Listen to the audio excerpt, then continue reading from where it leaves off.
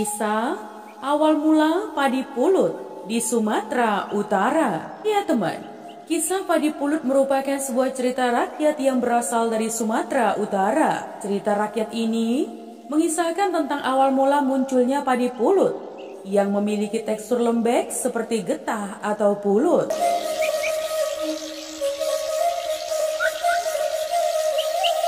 Awal mula kisah padi pulut ini adalah adanya sebuah negeri makmur, tetapi banyak penduduk yang sangat sombong. Negeri tersebut kemudian mengalami paceklik. Meski demikian, penduduknya tetap sombong. Ada salah satu penduduk negeri itu bernama Oli. Ia adalah satu-satunya penduduk yang baik hati. Karena kebaikannya, keluarga Oli dikaruniai Tuhan padi yang sangat melimpah di dalam rumahnya. Konon padi itulah yang kemudian dikenal dengan nama pulut.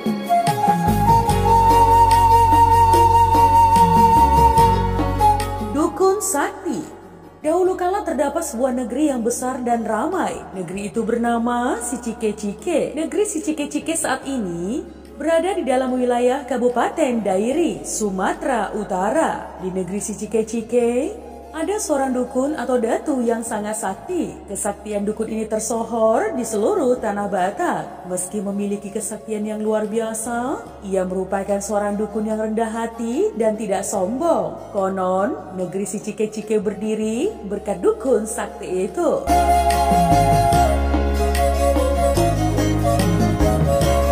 Suatu ketika teman, dukun sakti itu pergi ke sebuah bukit datar yang dikelilingi sumber air bersih dan jernih. Di tengah bukit tersebut terdapat pohon simar manik yang besar dan rimbun. Di sanalah biasanya dilakukan ritual memilih dan menentukan suatu perkampungan. Ya, dukun itu kemudian pergi ke sana untuk melakukan ritual. Ketika sedang melaksanakan ritual, ia berseru, "Wahai pencipta alam semesta, kami ingin mendirikan negeri di atas bukitmu yang agung ini. Berilah kami kabar baik yang membuat kami bersukaria dan beranak pinak turun-temurun."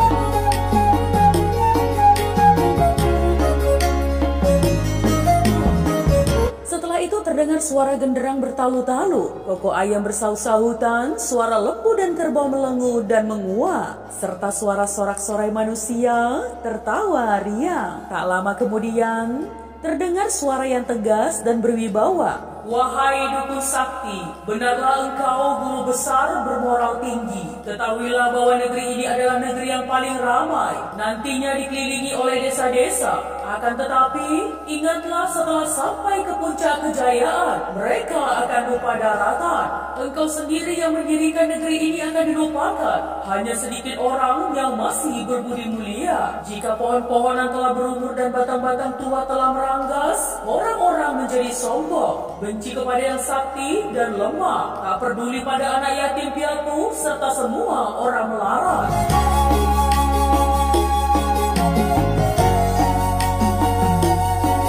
Setelah itu, dukun sakti tersebut mengabarkan kepada penduduk desanya. Orang-orang yang mendengarkan penjelasan dukun sakti itu bersukaria tanpa menghiraukan kabar buruknya. Negeri Sicike-Cike. Kemudian penduduk Sicike-Cike mulai berpindah dari desa-desa yang berada di sekitar pohon simar manik. Ternyata benar teman, daerah di sekitar pohon simar manik menjadi makmur, tetapi penduduknya lupa diri dan sombong.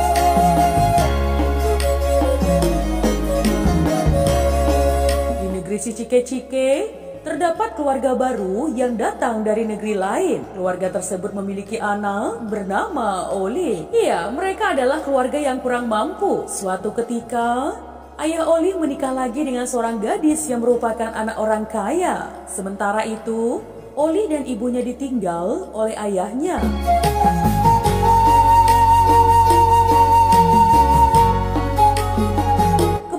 Sicike-Cike mulai dilanda paceklik yang sangat panjang. Suatu hari, negeri Sicike-Cike kedatangan orang tua yang pikun dan menyerupai gelandangan. Orang tua itu meminta bantuan makanan kepada penduduk negeri, tetapi tak ada yang membantunya. Orang tua itu kemudian berubah menjadi laki-laki tampan dan menghilang dalam sekejap.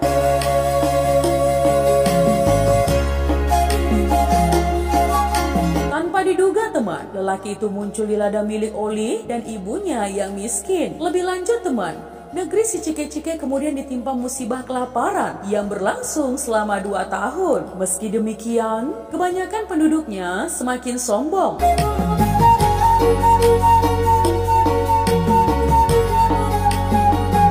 Suatu ketika, negeri si Cike-Cike kedatangan 7 gadis yang meminta bantuan kepada penduduk. Namun tak ada penduduk yang mau membantunya, kecuali Oli dan ibunya. Di sana, Oli dan sang ibu menyambut 7 gadis itu dengan makanan yang sangat sederhana. Bahkan ke-7 gadis itu dipersilahkan beristirahat. Ketika akan beristirahat, salah satu gadis berpesan supaya jangan membuka selubung ketika mereka masih tidur. Tanpa diduga, 7 gadis tersebut tidur selama 7 hari.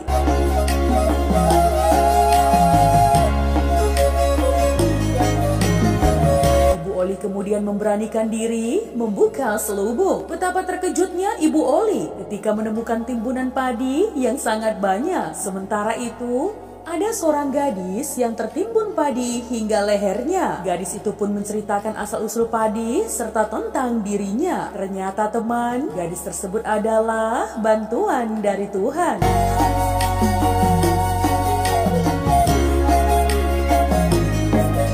Sang gadis juga mengatakan apabila Oli berkenan untuk menjadikannya istri, maka ia bersedia. Akhirnya Oli dan gadis itu menikah teman, hingga hidup dalam kebahagiaan bersama dengan sang ibu.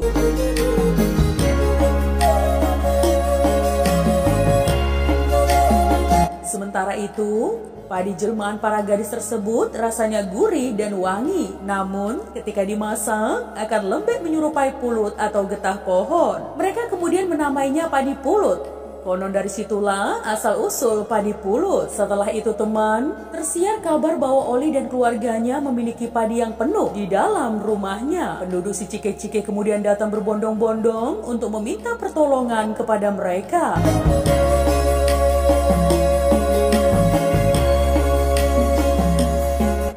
Istri Oli meminta penduduk si Cike-Cike mengubah sikap mereka yang sombong supaya mendapat bantuan padi. Setelah itu, mereka berjanji akan mengubah sikap. Nah, teman, sementara itu, raja negeri tersebut begitu malu dengan kebaikan Oli. Sang raja kemudian mengangkat Oli sebagai wakilnya.